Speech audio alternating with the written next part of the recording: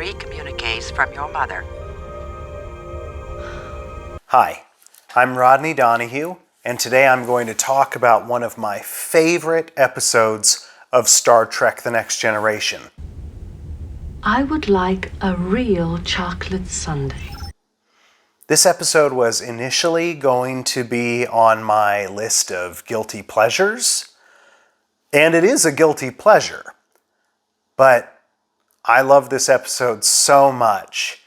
It has to be in my top 10, and so today I'm going to talk about my number 7 favorite episode of Star Trek The Next Generation, The Price. I have 5 pages of notes on this episode. The Price is one of the lowest rated episodes of Star Trek The Next Generation on IMDb. And you expect us to believe what you report? I know people don't like this episode for a variety of reasons. I love it.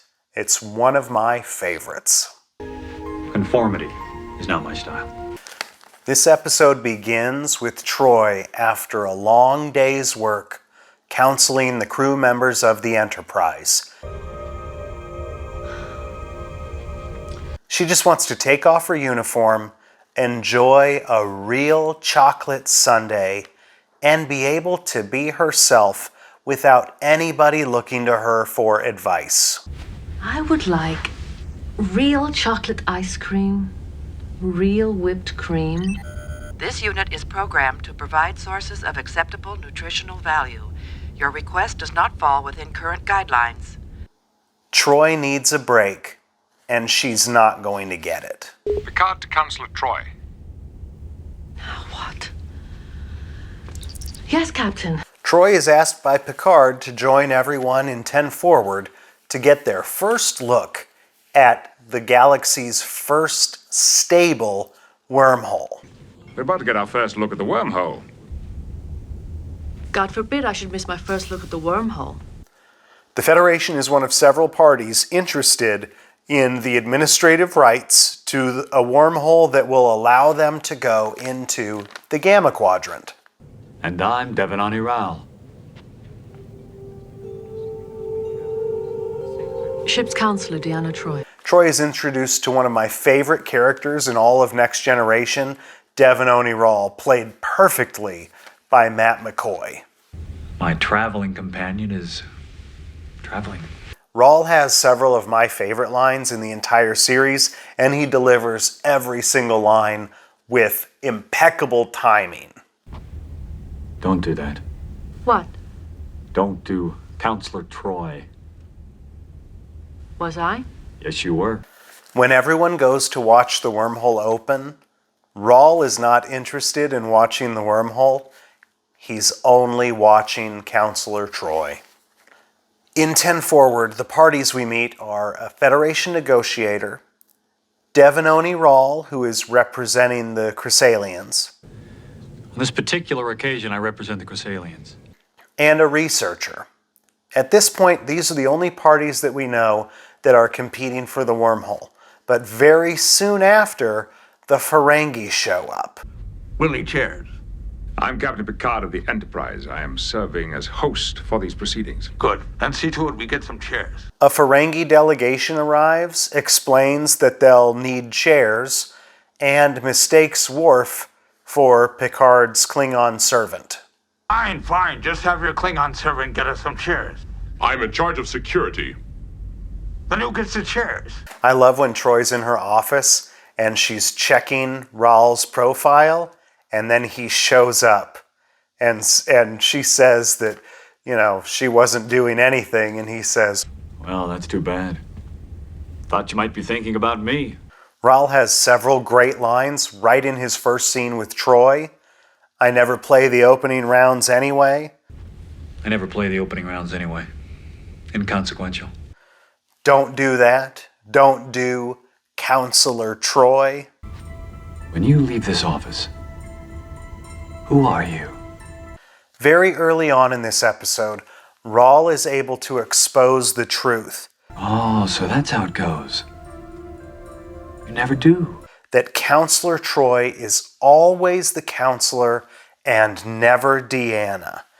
He is genuinely attracted to her, and he can sense that she wants him. The title of this episode does not refer to the price that the negotiators are willing to pay for the wormhole. It's yours. For the right price. This episode is about the cost that Counselor Troi constantly pays to be counselor on the Enterprise, that she must always be Counselor Troi, that she can never be Deanna. Real. She needs a break from the people on the Enterprise, and Devononi Ral provides her this opportunity. She loves that she doesn't need to counsel Devononi Ral.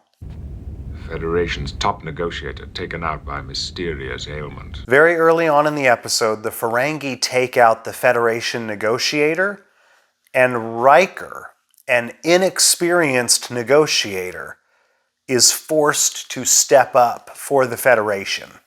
You'll have to fill in, number one. Me. Ral and Troy's date scenes is one of my favorite in the entire series. It has great music, great costumes, and terrific dialogue. Well, there she is again. Counselor Troi. I'm not. I love that Ral immediately kisses her, and then Troi orders champagne, and Ral jumps in on that order. Champagne. For two. Ral asks if he's moving too fast for her, and she says, "No, I'm moving too fast for me," and Ral says, I like that better. the crew of the Enterprise is not convinced that the wormhole is stable, and so they come up with a plan to send a shuttle through the wormhole whenever Picard thinks that it's safe to do so. The Ferengi are going to send a shuttle as well, and Picard has a great reaction to the Ferengi in this episode coming into his office. In one of the funny moments of the episode, Data tells Geordi that he looks forward to being stuck in a shuttle with him forever. The thought of spending the rest of my life in here is none too appealing. There is a bright side, Geordi. You will have me to talk to. When Riker joins the negotiations, Ral's condescension to Riker is absolutely perfect. I realize what a difficult position this must be for you. If you don't understand something, I hope you won't be too embarrassed to ask me. Ral is very cocky as a negotiator. He brags to Troi that he can extend the negotiations so that he can spend some more time with her. Maybe I could stretch out these negotiations for a few days. Ral does ask one of my favorite questions in Star Trek. Who counsels the counselor? Ral has always been closed off, too, but Troi brings out the good in him. Well, it will, when I tell you. But you must promise never to tell anyone else. He wants to open up to her. I am part Betazoid, too. Telling her his secret, that he is empathic, is a big risk, but as he tells Riker, he is a risk taker. That's when the winners are willing to take the big risks. In this episode, none of Ral's gambles will pay off. I take the risks, Mr. Riker, and I stand by my agreements. Is it because he's feeling? Because he wants to change the way that he is? It's made me take a hard look at who I am. This episode contains one of the most famous scenes in Star Trek The Next Generation. The stretching scene between Counselor Troi and Dr. Beverly Crusher. This allows Troi to share her feelings with her friend, and Crusher helps Troi a bit by sharing a similar romantic tryst that she went on before meeting Jack. I fell in love in a day. It lasted a week. But what a week. I love when the Ferengi Damon gets rejected by one woman and immediately moves to the next. Ral plays the Scientific Negotiator. Well, scholars don't always enjoy administrative demands. And absorbs the Caledonian bid with his own. This move shocks Riker because Riker's a rookie. You either had very good instincts or a foreknowledge of the Caledonian withdrawal. Riker is not able to catch up with the players. Which we would add to our bid, Premier Devononi. My apologies. We have already reached an agreement with the Chrysalians. By the end of this episode, Ral will play the Ferengi too in a last-ditch effort to win the wormhole. I'm telling you, it's changing. On the other side of the wormhole, Geordi sees that the wormhole is changing. He and Data go through the wormhole after trying to coax the Ferengi to go through too. They panic quickly under pressure. And the Ferengi wind up stuck in the Delta Quadrant. Ral speaks very highly of Riker as a competitor to Troi. He's good. He's the most dangerous man in that room to me. I love when Ral takes a bite out of nothing. Troi and Ral have dinner together where they discuss empathic ethics, how they use their ethics, when's the right time to use their ethics, how they should use them.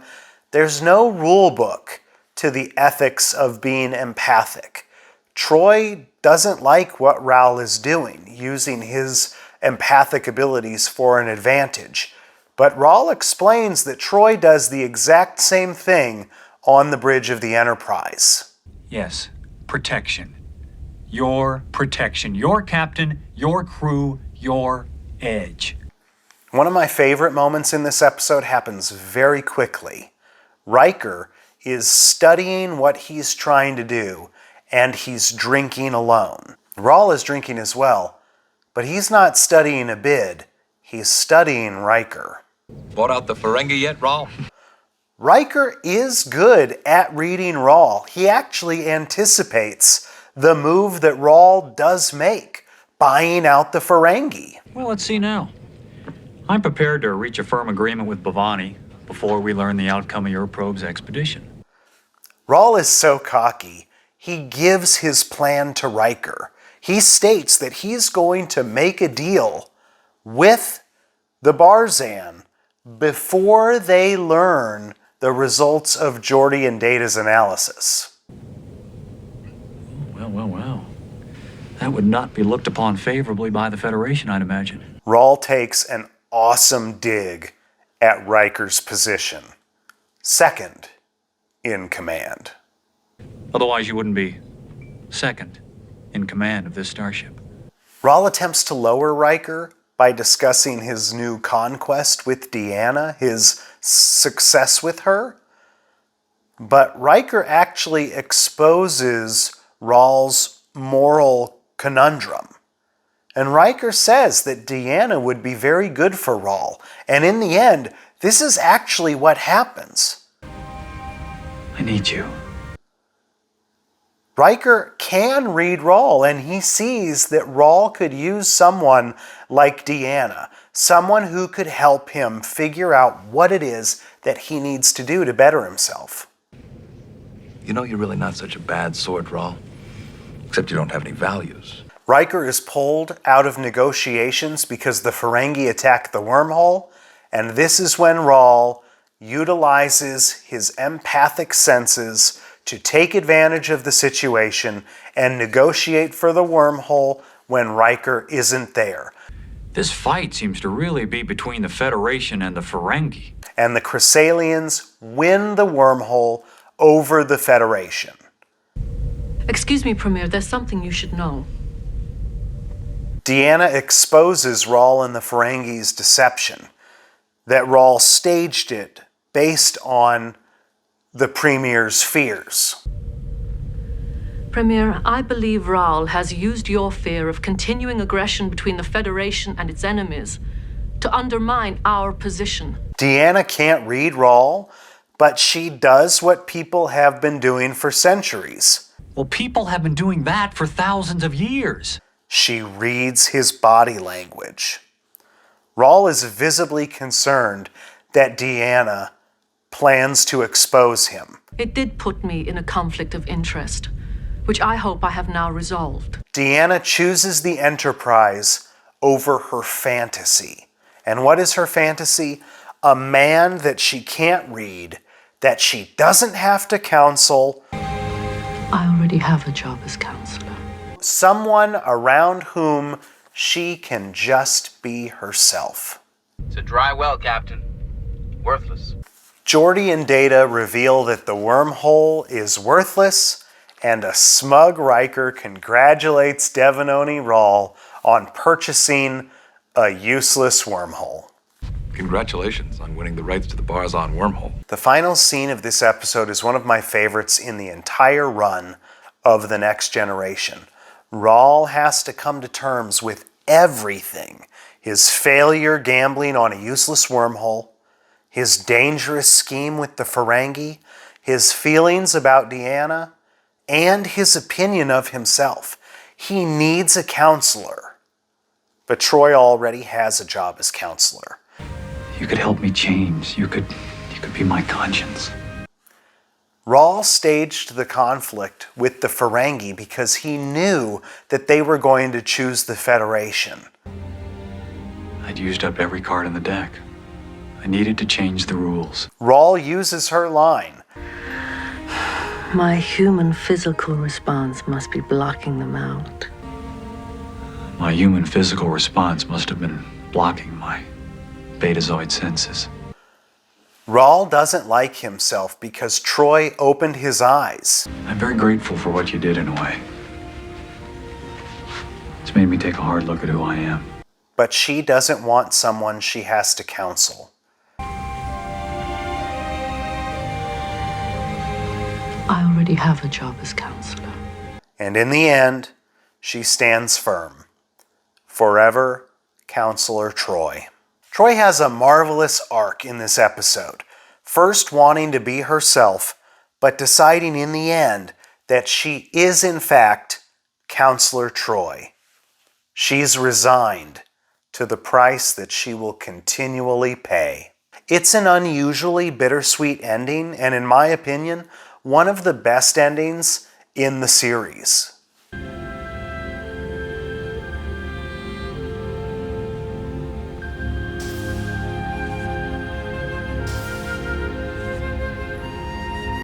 So I'm Rodney Donahue, and this is my 7th favorite episode of Star Trek The Next Generation, one of my all-time favorite guilty pleasures, The Price.